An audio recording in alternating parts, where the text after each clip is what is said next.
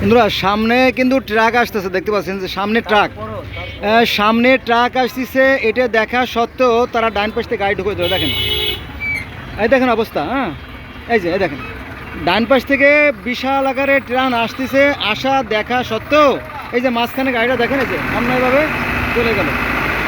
এখানে আইনের কোনো বাস্তব প্রয়োগ নাই, আর পুলিশে মানুষে কোনো মূল্য দেয় না। কারণ পুলিশকে মানুষে গালাগালি করে এবং ঘৃণা করে, পুলিশকে মানুষ মূল্যায়ন করে না। এই দেখেন, এই দেখেন বামে ঢুকলো অবশ্য।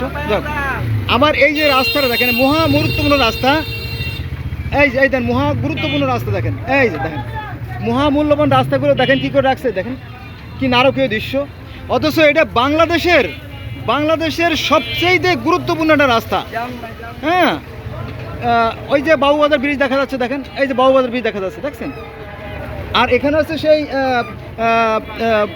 নবাব সলিমুল্লাহর সেই যে মিটফোর্ড হাসপাতাল, আমার বাম পাশে মিটফোর্ড হাসপাতাল, এই যে পাশে আমি দেখাচ্ছি আপনাদেরকে। দেখেন কি নারকীয় দৃশ্য। দেখেন এখানে সাংবাদিকরা আসে না, আর এই সংবাদ প্রকাশিত হয় না, আর এই সংবাদ প্রকাশিত হলেও তাতে কোনো কাজে আসে না। এই দেখেন এই যে অবস্থা। এই দেওয়ালের পাশে গর্ত করা আছে, এই দেখেন এই যে দেখা যাচ্ছে না, এই যে একটা কালো দাগ স্পট দেখা যায়, এটা একটা গর্ত আছে। কিন্তু এখান থেকে পানি নেমে যাওয়ার কথা, কিন্তু ওইখানে যে সমস্ত কুচক্রি বাস করে, তো 1-2 লোক বাস করে, ওই যে চাদরটা নেয়। হ্যাঁ, ওদের কারণে এই জায়গাটা বন্ধ হয়ে আছে। এই দেখেন এই যে 1-2 জন কুচক্রির কারণে লক্ষ লক্ষ মানুষের জীবনে ভোগান্তি। অথচ এগুলো দেখার কেউ নাই। সিটি কর্পোরেশন কিছু চোর পালে, গুন্ড পালে, হ্যাঁ, তাদের দ্বারা কোনো কাজ হয় না। এই দেখেন, অথচ এই পানিটা যদি এই দেওয়াল দিয়ে নেমে যেত, এই পানিটা এই দেওয়াল দিয়ে নেমে গেলে এখানে এই জলাবদ্ধতা সৃষ্টি হতো না, এবং এই মহামূল্যবান রাস্তা ধ্বংস হতো না।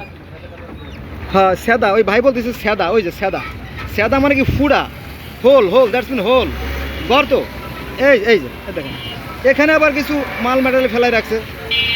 এই যে এখানে একটা গর্ত ছিল, এই দেখেন এই যে স্যাদা ছিল, ভাই বলতেছে স্যাদা, ওই যে মানে রিজেক্ট যাকে বলে, রিজেক্ট।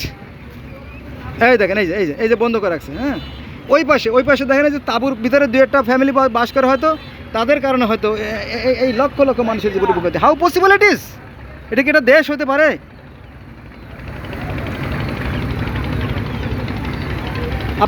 আপনাকে দেখতে পাচ্ছেন যে মানে দেখতে পেলে কেউ শুনতে চায় না, এক্সাম্পল ইজ বেটার পারছে।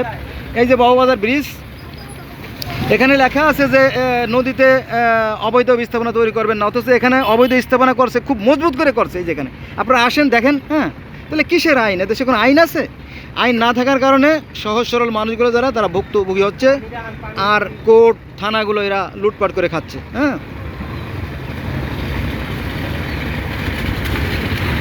ভাই, আমি কি খারাপ কিছু কইছি নাকি ভাই? হ্যাঁ, তুমি চেহারার দিকে আনো না, সমস্যা নাই তোমার। পুলিশটা কি মানুষ কয় না? পুলিশ থেকে মানুষ কেমনে কইব? এত বছর তো তারা লুটপাট করে খাইছে, এখন তো মনে করেন আর কেউ বিশ্বাস করতে পারে না তাদের। কারণ ওরা মনে করছে আগের মতোই আছে তারা। প্রত্যেকটা মানুষ না, পুলিশের স্বভাব কি পাল্টাইছে নাকি? না, সেই পুলিশই পাল্টাই, সেই পুলিশই তো রয়ে গেছে, ওই পুলিশই খালি একটু গা ঢাকা দিয়ে আছে। ডাক্তার ইউনূসের উচিত এই পুলিশের জার্সিটা সবার আগে বদলানো। এই অভিশপ্ত জার্সিটা যেন সে বদলায় ফেলে, আমাদের দাবি এটা। অভিশপ্ত জার্সি এটা বাংলাদেশে। আচ্ছা ঠিক আছে, জার্সি চেঞ্জ করতে হবে, তাহলে যদি একটু সম্মান পায় তারা। পুলিশকে প্রত্যেকটা মানুষ ঘৃণা করে কিনা? অবশ্যই ঘৃণা করে। গালাগালি দেয় কিনা? অবশ্যই দেয়। কারণ যেভাবে তারা মানুষের থেকে টাকা পয়সা, ঘুষ, চাঁদা সব ওপেনলি করছে তারা, তাদের কিন্তু দেবেই না। হ্যাঁ, না আমি তো অতটা কাছে না। আপনার চেহারা উঠে আমি বিপদে ফেলাবো নাকি? আমি তো সংগ্রাম বাইছে নিয়েছি, ঠিক আছে? যে কদিন বাঁচি সত্য কথা, ন্যায্য কথা বলে দোষ নয়। ন্যায্য কি যা সত্যি তাই। এই যে বাবুবাজার ব্রিজ, আর এই আমাদের রাস্তা, এই হাসপাতাল, এখানে হাজার হাজার মানুষ 24 ঘন্টা আসতেছে এই জরুরি জায়গাটা, অথচ মারা যাবে। হ্যাঁ,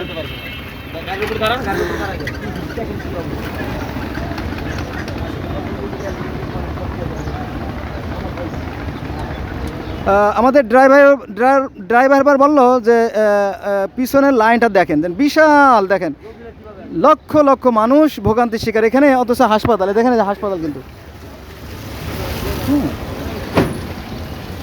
এখানে কিন্তু কোনো পুলিশ নাই, সব পুলিশ কোর্টের দরজায় দেখবেন যে একেবারে 1 ডজন বললে ভুল হবে, কয়েক ডজন, 4-5 ডজন। আমি গতকালকে দেখছি, গতকালকে ছিল 3 তারিখ, 3/6/2025 সাল। গতকালকে আমি কোর্টে গেছিলাম বিশেষ কাজে, তো সেখানে দেখলাম যে হাজার হাজার পুলিশ সেখানে আছে, হ্যাঁ, আর এখানে একটা পুলিশ নাই।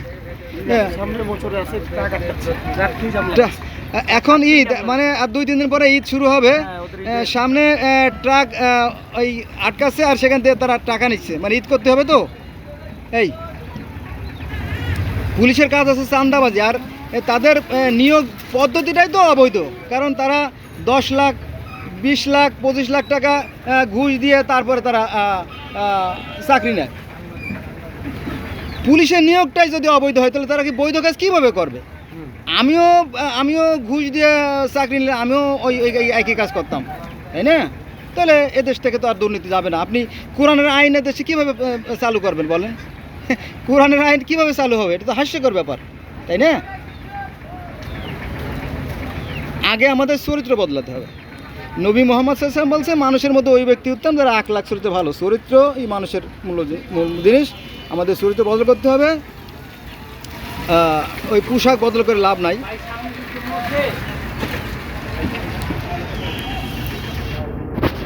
ধন্যবাদ সবাইকে।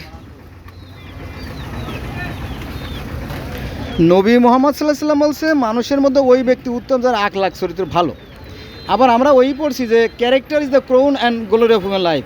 একজন মানুষের অর্থ থাকতে পারে, বংশময় থাকতে পারে, তার শিক্ষা থাকতে পারে, কিন্তু চরিত্র থাকলে তার কিছু নাই। আবার ওই একই কথা আবার আরেকজন ব্যক্তি বলতেছে যে when money is lost nothing is lost, when health is lost something is lost, but when character is everything lost.